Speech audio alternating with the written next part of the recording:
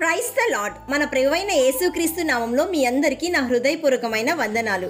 ఈ రోజు దేవుని జీవవాక్యము యోహాను సువార్త 14వ అధ్యాయము 15వ వచనము. మీరు నన్ను ప్రేమించిన ఎడల నా ఆజ్ఞలను గైకొందురు. John chapter 14 verse 15. If you love me obey my commandments. ప్రియ సహోదరి సహోదరుడా, నీవు నిజముగా యేసయ్యను ప్రేమిస్తున్నావా, లేక నిన్ను నీవు మోసం చేసుకొంచున్నావా? ఒక్కసారి ఆలోచించు.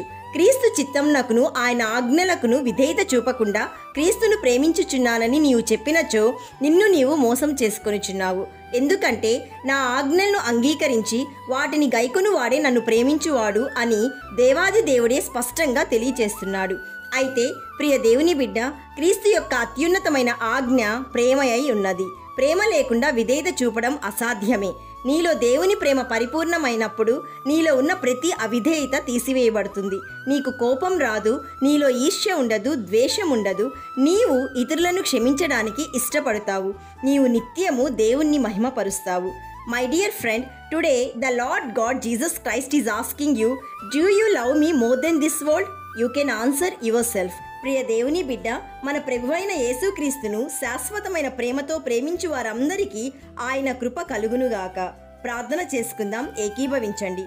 పరిశుద్ధుడైన ప్రభువా, ఈరోజు మాకిచ్చిన ఆజ్ఞను బట్టి నిన్ను స్తుతిస్తున్నాము.